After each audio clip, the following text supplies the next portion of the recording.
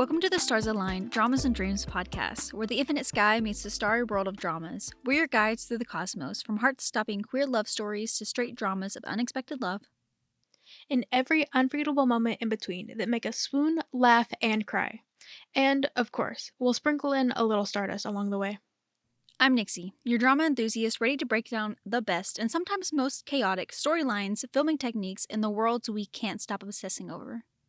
And I'm Cyrus, here to delve into characters, themes, and symbolism that invoke emotions that resonate with us in powerful and lasting ways. Each week, we'll explore the stellar journey of love, identity, and connection, one drama and one dream at a time. Today, we orbit the series Satellite, where we discuss everything a series has to offer. Our satellite this week is orbiting the Loyal Pin. So, gather your stardust, find your spot under the stars, and let's dive in. But before we can stargaze deeper, we must start by discussing the basics. The Loyal Pin is a 2024 Thai GL drama produced by Idol Factory. This show can be watched on YouTube, and the uncut version has 16 episodes with a duration of 1 hour and 5 minutes, which makes it approximately 17 hours, 20 minutes long. The synopsis reads, Her Serene Highness Anin Lapat, or Princess Anin, and Mom Ratchawong Pi Lin Tita, or Kuning Pen, have been close since they were young. When Princess Anin is 15, she must travel to England for her studies, separating the princess from her close friend Kuning Pen by a great distance. The distance, however, allows Anin to come to know herself, to know deep down how she felt about Kuning Pen without question.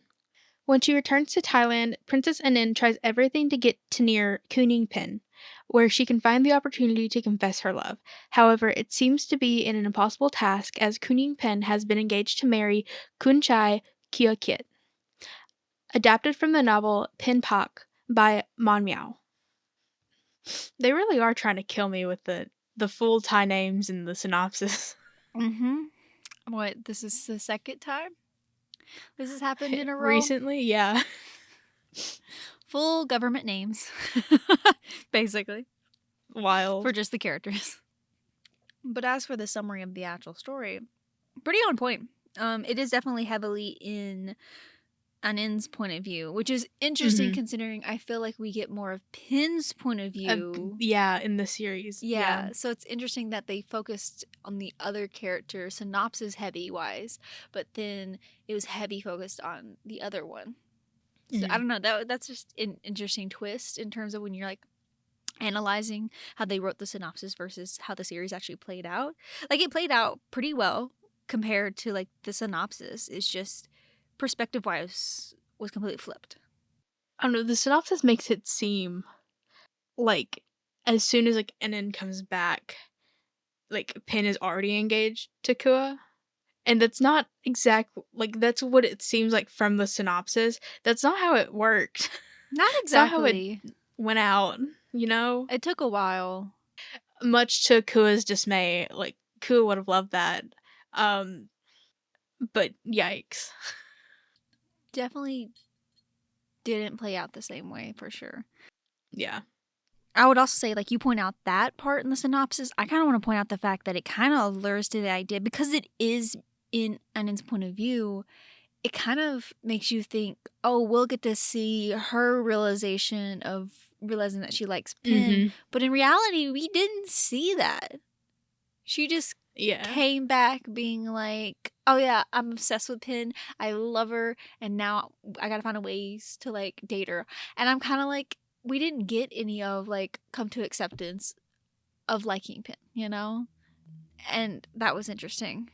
Yeah. Because I thought that's what we're going to get. But then again, we switched complete perspectives. So I guess that also makes sense. But it really does seem like, even like from the start when they were kids, that like Enin liked Pin a little too much. Oh yeah, for sure. Just to be friends. Like, clearly we saw that as they were kids and even before they separated. Into teens, yeah. Yeah. But in terms of what the synopsis kind of leads it out to believe, because it makes it seem like, oh yeah, they were close friends, yada yada, but there was nothing possibly romantic in realization form until after she goes seeing him. Is what the synopsis feels like. And then that's not how it played out in the series. Very different. But I still have to hand it to it. The synopsis was still well done because it got the point across. Like I guess the only crazy thing about it was complete different perspectives. That's the only thing I Yeah. majorly have to say about it. The other ones is just like, oh, it's kind of interesting, tweak wise that, pointing out like the engagement thing or like the realization of liking pin thing. That's just a personal like want to point out. So honestly, still delivers well. I agree. The stars that guide the loyal pin shine brightly. Let's meet the cast and crew who make it shine. Becky Armstrong plays Anin, and Frein Sorota plays Pin. Fuse Kitisak was the director, and he has worked on a lot, but nothing I recognize. But he is slotted to be the director for Cranium. Tina Simapasan was the screenwriter. She also wrote The Secret of Us and much more. And while there were a lot more talented people who worked on the show, we unfortunately do not have the time to talk about everyone. But we would like to further highlight some of our thoughts on the cast and crew. I feel like I want to go into this later, but I really want to highlight the casting for Becky's family. I'm They gonna know what they were doing with casting. I'm gonna go more in depth in that, but I just want to point out because I love that Anne or Alicia, who played Elisa, was from Houston, Texas, and like, And as Southern girlies, we approve. we approve. Something else. That's great. That's fabulous. Or how the brothers, we have Kanan Stanley, who apparently is a Thai Australian. He was born in Bangkok, but I think that's cool that he's Thai Australian. We have Danny, I think Lucino, I don't know if that's pronounced right, but he's a Thai Swiss actor and model. But But love to see it. right? I'm just like, that's right. Okay, and the little girl, because I for a second I thought she wasn't on the casting for some reason. Or Nina is Thai English, like Becky. Like Becky. Cute. And I know They're so cute. I love that. There was such a cute family. And I think they did well casting wise. And like I said, I kind of want to go into that a little bit later. And I think our last section is where that would fall into. But I want to shout out to them because that's really cool. We also, in true Idol Factory fashion, have Hing at some point show up. And Looknom.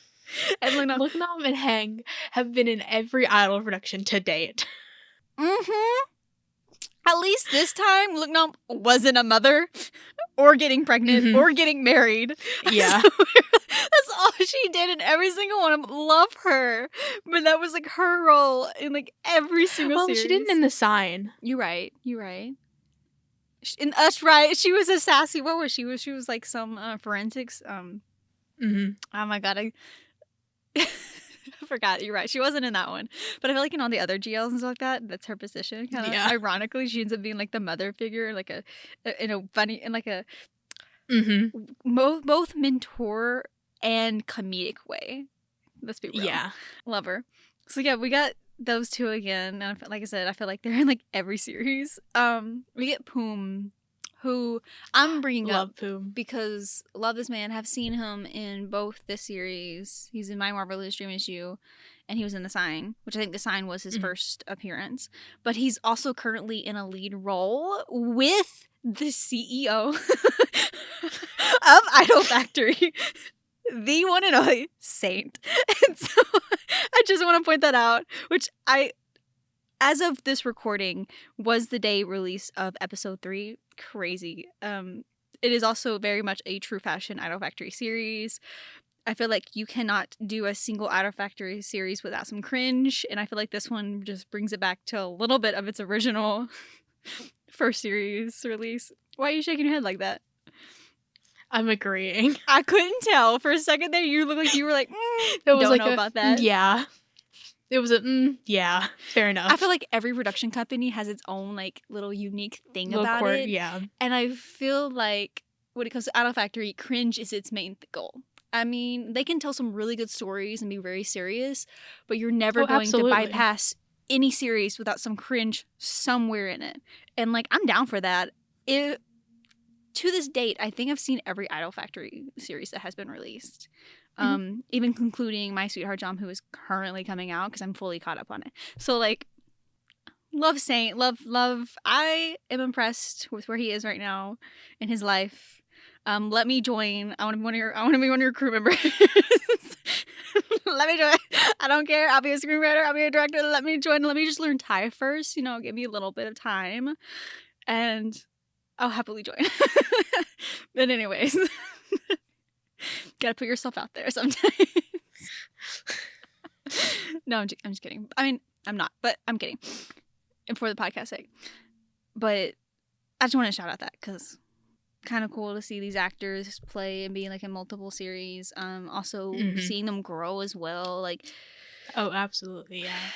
Like I said, seeing Poom, who started in The Sign, now having a lead role, which I said ironically with the CEO himself. Wild. Whatever. Love that anyway. Love that for him.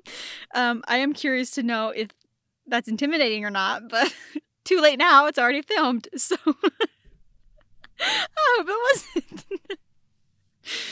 But that's all I have to say. I just wanted to point that out. The only thing that I really had that I wanted to point out was it was a wild. I remember watching the first episode's like intro sequence and like coming across like Kua's picture like in the little like the thing, you know what I mean. And I was like, he looks familiar. I was like, is that teacher Victor? Because I had just got done watching both seasons of the Gifted, and I was like, it is him. Went to check my drama list because I was very unsure of myself, but it was, and I was like, that's wild.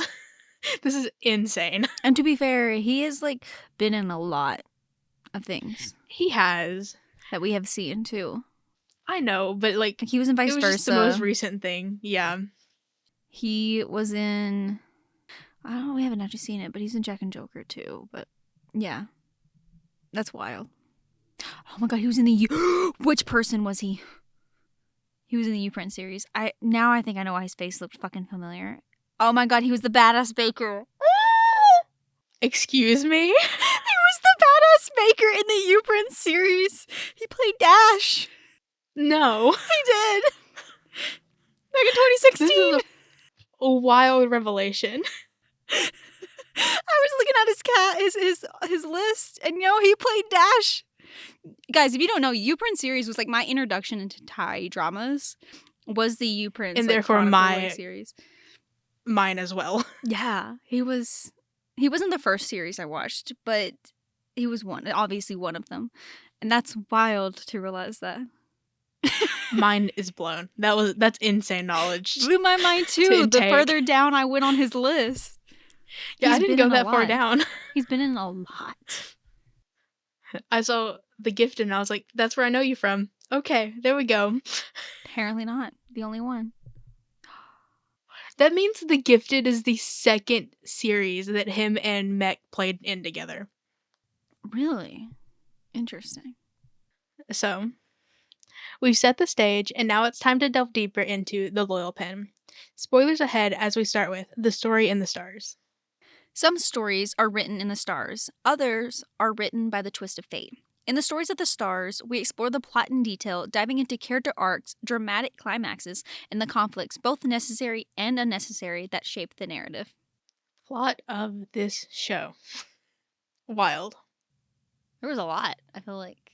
Yet, ironically, limited location, which is interesting. For how much that went down, we were like literally confined to like the same location the entire time. Like it was the palace, Penn's college, very, very few times, and then peeks into like very short peeks into Annen's life in England. Like very little though. Which clearly also was very considered small staging. Which is like the same with if we ever entered any other palace, which was not often either. Not often, yeah. Even those were like possibly staged within the same location of the actual palace. Yeah.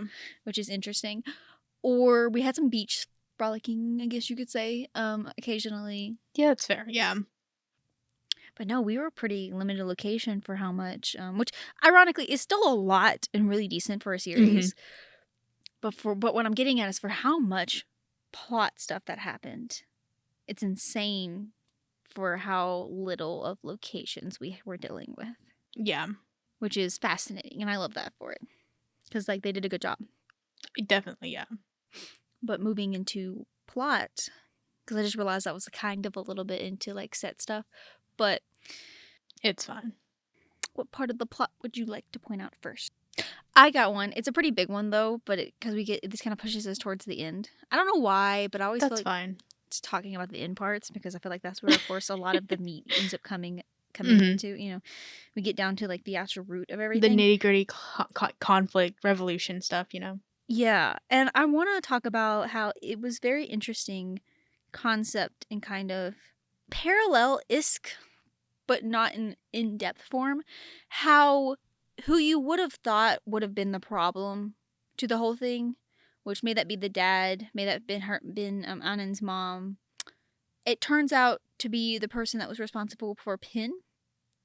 Hmm. And in reality, wasn't more so because she was against necessarily two women loving each other. It was more so she was against because of her original outcome for falling in love with her, um, Yeah, you know, her her highness. princess. Yeah. Yeah. And that's intriguing because that's where her kind of, it was pretty, if it wasn't for having that knowledge, let me put it that way, of what her background was, pretty Hmm. homophobic-esque, you know? Yeah. The vibe of it came off really bad due to the fact that she was so afraid of what would happen to Pin and Anon if they actually end up in a relationship, and especially going public and whatnot. Hmm. Um, so that was very interesting, and honestly, I would have loved, unless I, completely went over my head, would have loved for them to have revealed that to the girls, but I don't think it did. Did it? I don't think they did either. And therefore, they never really understood the purpose of her acting the way she did. Yeah, that's weird. Now that I think about that, yeah. I, I would have loved that. But plot wise, like I said, I think it was very interesting that it wasn't the person you think was going to be the problem. Yeah. Like, since we're at the end, like, just talking plot wise, Mm-hmm. my biggest thing, and like, we've seen this before, but it still irks me that Pin, after everything she's been through this entire series, gets the manner of death treatment for a proposal where Anin like makes Pin believe through the actions of everyone around her that she's Oh, being kicked out and kidnapped. kidnapped Mm-hmm. only for her to be brought to a place and be proposed to. And That I'm was like, wild. why would you do that to her after everything y'all have been through? Trauma. It's a beautiful thing. No, I'm just kidding. That's a joke. That's a pure joke. And I say that it got the manner of death treatment because that's exactly what happened to Tan and Bun in that Tan did to Bun in Manner of Death. That one was worse. There was actual guns involved in that one. There was no guns in this one. just just panic and trauma. But you're right. Yeah, they did do that to her at the end. Insane. They got a proposal, but did they ever actually get married? Because like, I don't know if they ever came out to the public that they were together, other than the fact that No. I didn't think so. Because Anan like told her dad that just let her stay with me and let us just live together the Yeah. rest of our lives. They did quote unquote get married like in front of their families, but that was just like there was no it was not illegal, quote unquote, Yeah. marriage. It was just No. Yeah. Definitely. in the eyes of the law. No. But in the No. eyes of their Definitely. family. Definitely not in the eyes Absolutely. of the law. What time period are we looking at, man? Thailand just Nowhere close. legalized gay marriage. Um Like it was last year? definitely not like yeah. It definitely wasn't in essentially the 50s. Absolutely not. Unfortunately. But no, I was curious because more so like publicly, not necessarily by the law. Yeah, no. I would think so, unfortunately. Back to story plot. I think something that was interestingly done in terms of a kind of storytelling presence is in the very beginning. So we're jumping all the way back to the beginning in episode 1. Literally in like the first part or so, somewhere around there, before introducing them as teenagers, or like change that. Introducing them on the verge to be the teenager ages they had before she separated for England. I think it was interesting that we have an fall out of a tree. Yeah. And it's a girl. Like, it's the little girl. And it's Pin's little girl version too as well. And she goes to try to like catch her and then they fall. And then they fall as Becky and Fran. But I also understood the storytelling aspect of it that was very intriguing about it. And that's what I wanted to point out. And then, because like then they're teens, yada yada. I don't know. I think it was a cool little transition piece that they did. And that is a little bit of a film aspect, but also storytelling is what I wanted to point out about it. I feel like I got more to say about the characters. I do too. Because like a lot of I've even said plot was already very character based. I feel like the show was more character based. Like, plot did happen, yes, but it was very character focused, like character driven. So I don't have really a lot to say here. And I would much rather just talk about characters. That's understandable. Having explored the stories in the stars, let's shine a light on character constellations where new stars await. By mapping out character constellations, we chart the growth of our favorite characters, exploring how they shine brighter over time, evolve, and form unique constellations with the characters around them. I think starting with like the main two characters, Anin is a very unique character to look at due to the fact that she acted very immature for how intelligent she actually was. Yeah.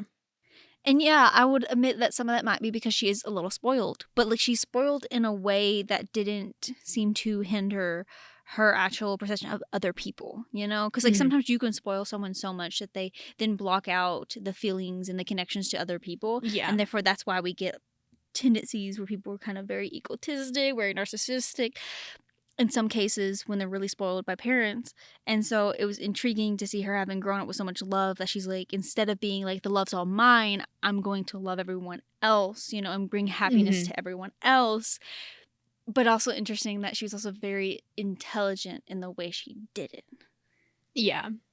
Like her EQ was really good, her IQ was great. And I don't know, I love that about her. I agree. Like, sure, she struggled a little bit in her love life because I don't know. She jumped the gun very quickly with Pin. Yeah. But the fact that she had to keep asking for suggestions is what I was getting at. But it's kind of like that. What's that phrase where it's like trying to teach a dolphin to swim? Like it's gonna be succeed in it anyways. I don't know what the actual saying is. That's me just making up a random one. But I've heard it somewhere recently in one of my series when it had to do with one of the characters teaching another one to flirt, but I can't remember what series it was, and I can't remember the exact analogy, so I made up one. You're like, I have no idea. It has me thinking which one it was, but anyways, but that's kind of like what it felt like with her. Yeah. Even though, yeah, I think she had occasional communication issues, but I think that's just plot. That's going back to the first segment plot. But that's because it's in like every series. Even when someone is good at communicating, something's going to get misunderstood, which is why I do want to point out, I think languages and body expressions and emotions are just a very interesting element for both like real life and storytelling, because so much can be so easily both misunderstood and understood. Because like what I mean by that, example wise, I can't think of one for this specific series, but like I think the most common thing in story plot is misunderstandings verbally, because maybe someone doesn't say anything, so therefore it's not communicated well. Or then we have like the physical ones where it's like it's the subtlety in like, especially in romantic series or rom-coms or however you want to say it, where it's like sometimes people will want to complain where it's like, oh, it's rude that they kissed him without asking, but when you reanalyze the situation, you realize a lot of times there's that subtlety in a physical reaction that brings on maybe that kiss scene or whatever, rather than words. Because like we see that all the time where people are like, why don't they just say I love you, but then they show it through a physical emotion. Sometimes it doesn't work out because again, miscommunication can also easily happen with this at the same time. So I don't know, I think that's interesting because for Pim, while she's got really good EQ and IQ, I think, you know, it was very interesting that things would happen. Either she would physically express something wrong or she would verbally say something wrong, and therefore Mhm. led into a lot of the things that caused her problems, even though she's really good to an extent of like communicating with people, her meaning and her presence and what she's trying to get across. So I think that was what I wanted. That's why I went into that elaborate slightly out of story comment, was to get back to about, let's say Pim. I'm sorry, Anand. Sorry, Anand's character is what I meant to say.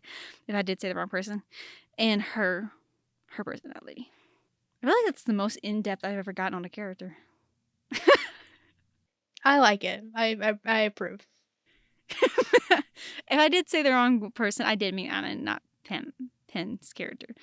Because like what I wanted to say is moving on to Pin's character in almost like a flipped personality, but not quite.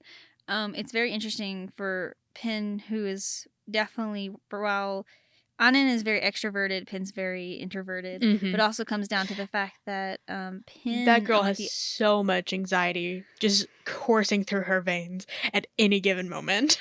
yes, or I wanted to talk about, because yeah, I agree, and how like I think it's interesting that Pin's character, she's also very intelligent and very Mhm. mature. The difference between her though and Oh, yeah. Anand is that Anand chooses to express in a childish manner that brings happiness, while Pin's more like authoritative and very like collected and very like high mannerism, which makes sense in the way she was raised. So Yeah. she wasn't spoiled nowhere near the same aspect Anand. Like was she spoiled?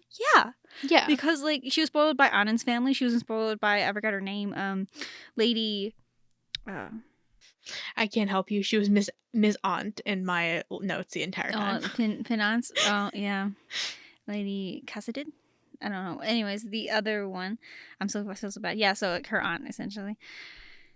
And so she was still spoiled, but she was also raised in a different manner than what Annan Yeah. was, because Annan had more free range, which is kind of ironic considering she was supposed to be an actual princess. She was supposed to be like, you know, basically royalty, or like, you know, real royal, like rich family kind of situation. Because I really do think this isn't necessarily royalty and more so of a rich standpoint kind of thing. I think that's where these titles mostly come from, but maybe yes and no. But versus Pin, on the other hand, who isn't from the same stand, Mhm. isn't raised to be in the same position as Anand, Yeah. but yet took on way more what characteristics would have been expected of Anand, which is very like really polarizing in a way Mhm. to how their personalities came out. And that's something I really wanted to point out, because somehow while being completely opposites, they mirror each other, especially in to which the roles they would have taken, Yeah. you know, because assume Pin took maybe the aunt's position, or maybe either the head of the servant, or maybe just moved on to her own family, just but not the same position as Anand, because Anand's definitely a lot Mhm. higher. Yeah. She's foreseen a lot on a higher like pedestal, so it's just interesting how those personalities came out for them. It's kind of not I what you agree. would have expected. I also want to point out that I find it fascinating. This could go a little bit into the actor roles. I'm sorry, but I want to say that it was kind of cool to see them play almost opposite characters to Mhm. what they had played in previous one, or in their Yeah. previous one. Because in the previous one, Frin was kind of the one dominating the relationship and being like, "Hey, I'm gonna like step forward and be like, I'm gonna flirt with you, whatnot." Yeah, yeah. But this time Uh-huh. it was Becky that did it, and I don't know. I know that's technically probably more of the third part, but I really want to point that out because like that's what plays into like them playing those characters in this series, vastly different from their original one, from their other characters in Gap. As an individual who's also very anxiety riddled, um, seeing Pin at times stand up for herself in like the most refined, like subtle ways. Killer. I love that. Like in episode 7, at one like when she is talking at one point she's talking to Takua Mhm. and tells him, quote, "Please kindly remove yourself from my sight and never return." That's a banger line. Like, yes, That is girl. somehow the most intense and rudest way to say something to someone, but actually Very some kindly. yes, in the most respectful way. Yeah, it's disrespect in the most respectful way, and, like, love that. Chef kiss. It's Mwah. beautiful. Oh, oh. I don't know, like, that love that. I would talk about I would have talked about the aunt, but I kind of talked about her in the Mhm. last one in the plot. So yeah, let's move on to Anan's brothers, which adored them Love them. like They're no so tomorrow. precious. They're protective, overprotective in the cutest way. I am so glad they did not destroy that relationship Mhm. that she had built with them. I was so Yeah. worried they would.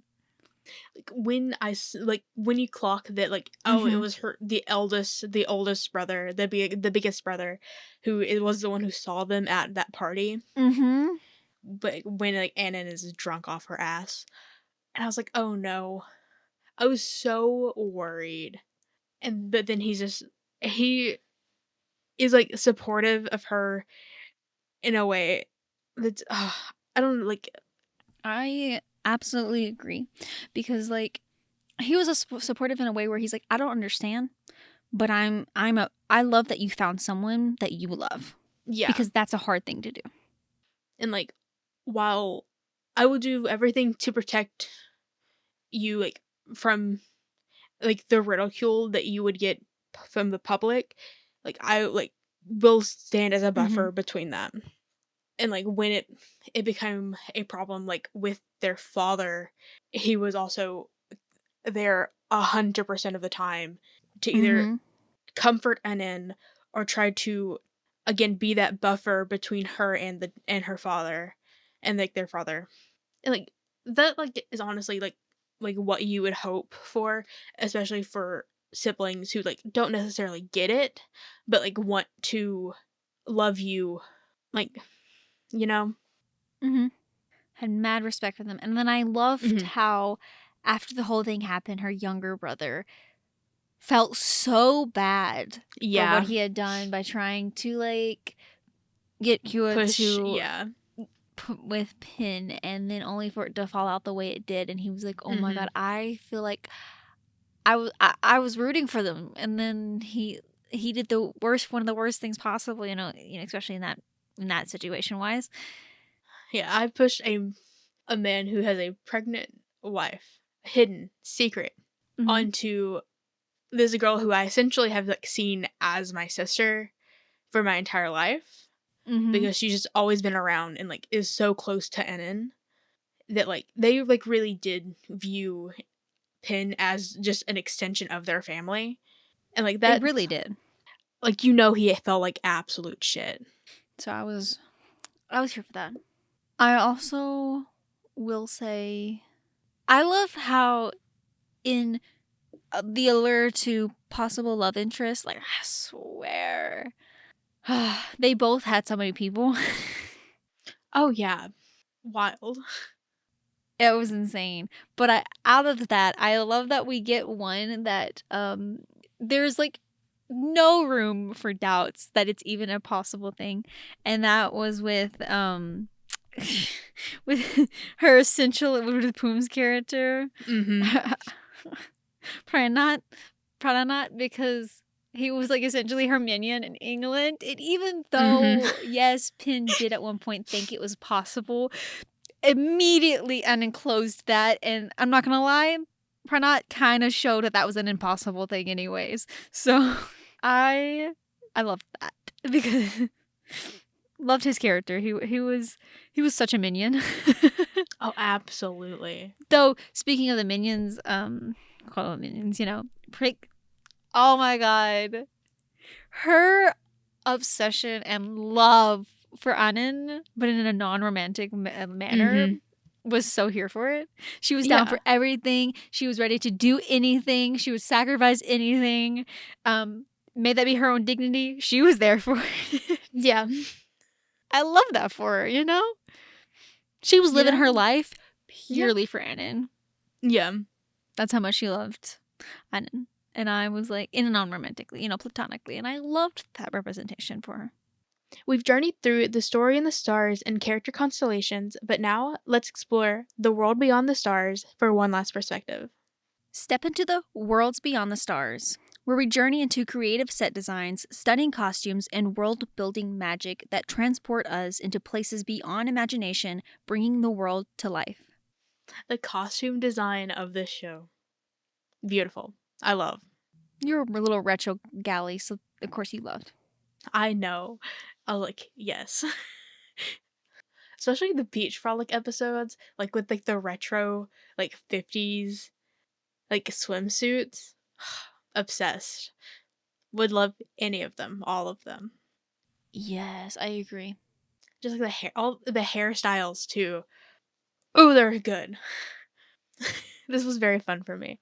Another thing about like their hairstyles that I really did appreciate is that even though passing Becky and Freen off as 15 is a hard sell because like It was.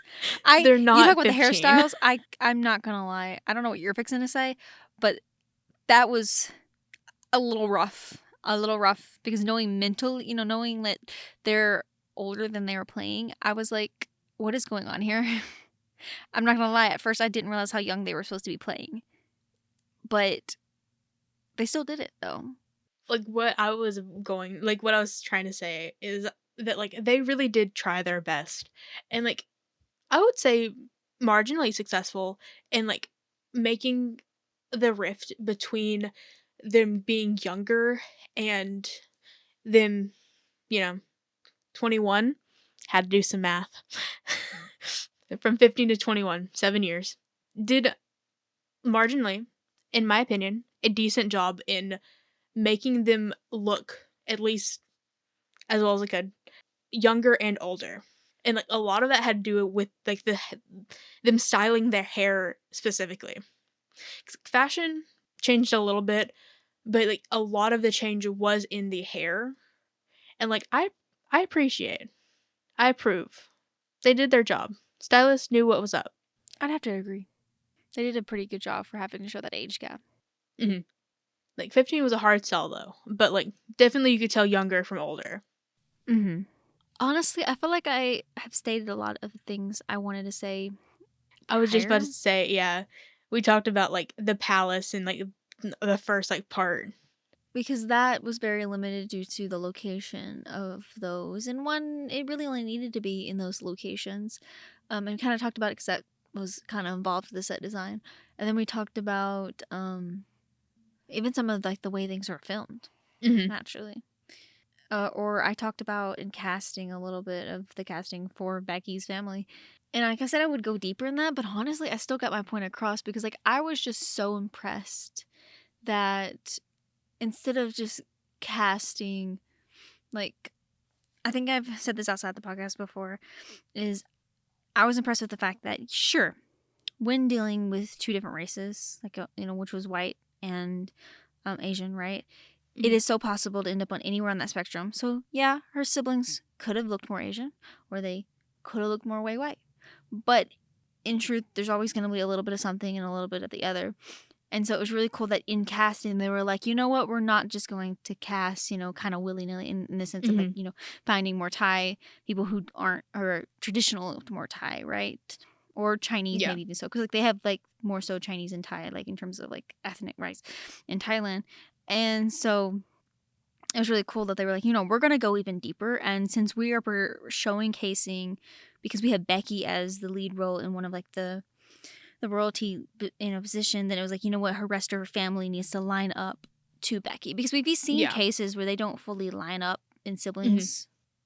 And so I was just so impressed that they were like, no, we're going to cast the mom who She is actually half, but I feel like she comes off way more white than she comes off Asian, Yeah. just naturally, and her just the way her features are. So she was essentially more white, while the dad, was more Thai, and then you got the brothers who come off somewhere in between, and then of course Becky, because Becky was kind of like the centerpiece of Mhm. creating that whole family, and I'm just like so obsessed with that because, like I said, you can fall anywhere on that. But like it was really nice that they put so much effort in that. Yeah. And you can see that in the casting. Like, And the it's not even family just casting them, was like the really little good. girl too. Mhm. They could have chose a completely different, a completely more Asian or like, more traditional Thai like little girl to play Becky. But they didn't. They chose someone who was also mixed as well as it. I don't think this was intentional, but is also English, British. Mhm. Yeah. Like I said, I don't think that was necessarily an intentional play out, but it played out that way and it worked very well. Like she very much could resemble Becky, and I was just Yeah. so impressed. I agree. Very And that was one of my impressive. favorite things. I agree. I really liked it. Like, the styling and the styling, the casting of this series is great. You can tell there was some effort definitely made Mhm. in both casting, set design, and everything else that happened. Most definitely, yeah. As we prepare to leave the stars behind, let's gather the stardust of our experience and share our final reflections on The Loyal Pin. I've gotten into a habit of, like, picking out, like, one minute little detail in a series that, like, I can't find really a place to put anywhere else, but, like, it's something that, like, I wanna point out for my own like, just from me. What's that? In episode 7, and Pin gives Anin a pillowcase that she embroidered, and I was like, I've bullet point in all caps, embroidery. Heck yeah, a top tier hobby. In parentheses, all lowercase. It's one of my hobbies. And, like, I stand by that. I was so excited to see embroidery. And No, I get it. just another facet of, like, my kinship, that the kinship I feel with Pin as a character. I saw it and I was like, she's just like me, I swear. You know, do you remember when this is more so towards when COVID was happening, when a lot of people came forth and was like, it's kind of funny that as we got older, like, the generation that was like in COVID, both in college and like getting out of college kind of situation, where like instead of like doing fun things, going out and partying, not just because we couldn't, but I mean, I think it also took place a little bit after. It was like I became an old lady. Here I am knitting. Here I am crocheting. Here I am quilting. And honestly, we both kind of took on aspects of Yeah. that. Because, like, you took on embroidery, and I took on occasional, haven't done it in a while, quilting. But that's also because, I don't know about yours, but I was raised with quilters in my family. So, therefore, I was like, I kind of gained interest over time, the more time I had to myself. Me And instead of too. going out and doing, fun things, quotation marks, I was like, I did quilting because it was fun for me. Yeah, like, all my grandma, like, I grew up with my grandparents, and, like, I watched my grandma my entire childhood, like, embroider, like, and, like, we all of the grandkids have, like, embroidered baby blankets. Hmm. I, like, treasure that thing. My little brother has cut it up when we were younger. Have not forgiven him about that, That's fair. but I watch her throughout my life, and it got to a point where, like, one of my high school friends was having, like, a baby, like, her first child, and, like, my grandma, like, made them a baby blanket, and I was like, "I wanna learn how to do that because, like, it just it's so I think, like, so meaningful to be able to give, people something that you've put so much time and effort into." Hmm. So I learned, and I got to make that same friend's second baby blanket, and, like, that meant a lot to me. And so, this is an unnecessary rant. But I get why you were so excited to see that Pin had did it too. I did embroidery. Like, it makes sense. Pin was very did a lot of, like, dainty, hobbies and pastimes. So, like, it makes sense. In conclusion, you know? Wasn't exactly what I was imagining, but, like, still enjoyable. To be fair, I wanna be honest, I wasn't comparing, but I think my mindset when it involved royalty Mhm. aspects was probably think a little grand and, like, very, like, upscale, but maybe Yeah. not as upscale for sure as, like, The Next Prince kinda level, which Knew you were gonna find a way to sneak it in. got to. Not to, like, bring attention away from the loyal pin in this episode for mentioning up the Next Prince, but yeah, going in, like, with the mindset of, like, thinking of how, like, grand the Next Prince is supposed to be, and it has been so far. Yeah. I think that's kind of a similar concept. And I guess I shouldn't have had that idea about it. No, I'm not saying that brings down the loyal pin at all, like in Oh, any form or absolutely fashion. not, yeah. The loyal pin was still well done. Like it was Oh, yeah. really beautiful of a series. Let me just say, I should have said this in the last section, but at least there was no Dutch angles. Or at least not like there was no tomorrow Dutch angles. Like I think you've had people come for you, not really. You've made comments saying that you'll probably have people come for you. I'm going to make a comment that definitely might have people come for me. I don't know if I'll keep it in the podcast, but The Gap, the series itself, was actually not one of my favorites, and I say that knowing that it basically paved the way for GLs, and I'll admit it did a great job doing that because now we Yeah. get so many of them, and I love that for it. But I struggled to watch The Gap because on a filmmaker standpoint, and especially at the time learning that getting like going through the process of learning filming and stuff like that, Mm. could not Ow. move past the idea of the fact that almost I swear at least 80% if not more of that series was shot at a Dutch angle. And if you don't know what that is, that's essentially vertical. That's essentially crooked. It's not straight. It's not horizontal from like where it's like eye level, not necessarily eye level, or like it's not even. It's It's not not level. balanced. Exactly. It's not level. It's slightly tilted one way or the other. It doesn't matter. Sometimes it alternated and was not consistent. And that blew my mind to the point that I think at some points I would subconsciously tilt my head watching the Same. series Oh my because gosh. because I was like, I'm just gonna sit here and just watch it sideways in order to watch it balanced. Because like I'm not saying you should never use a Dutch angle. You should and you can. But, like, use it for emphasis. That's what Or it's meant yeah, for.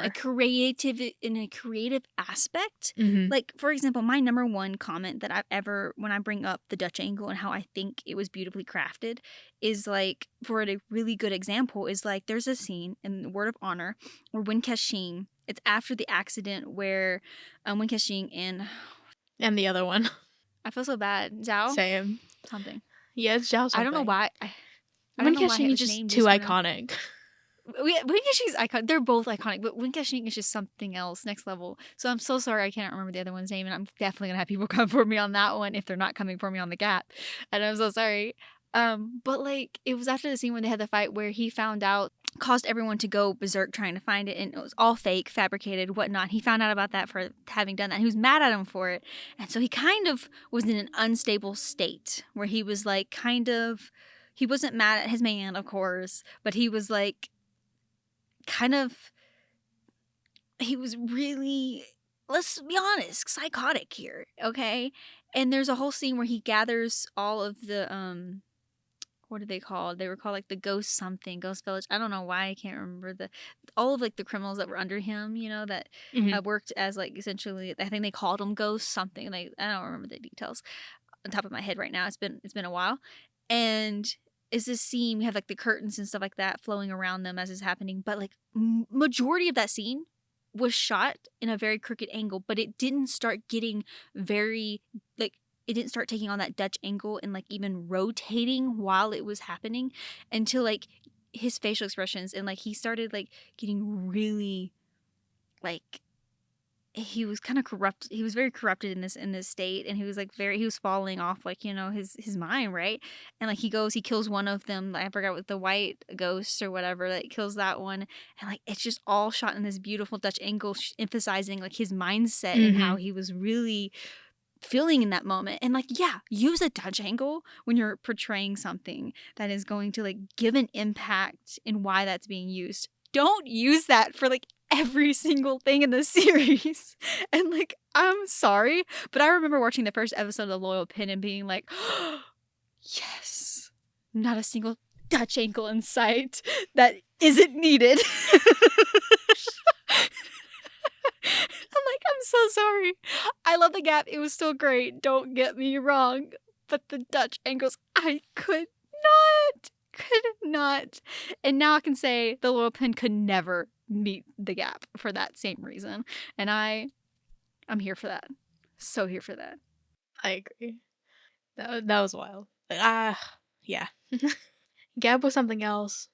The Lola Pen, also very good. Like they're both good.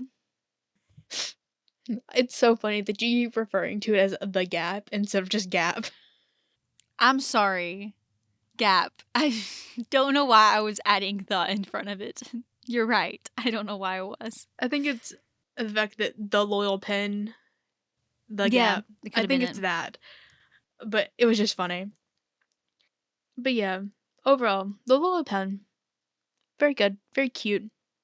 Mm-hmm. A good docket to the Becky Freen. Freen Becky? Whatever. I don't know anymore. Not after this series. I thought it was Free and Becky, especially from Gap.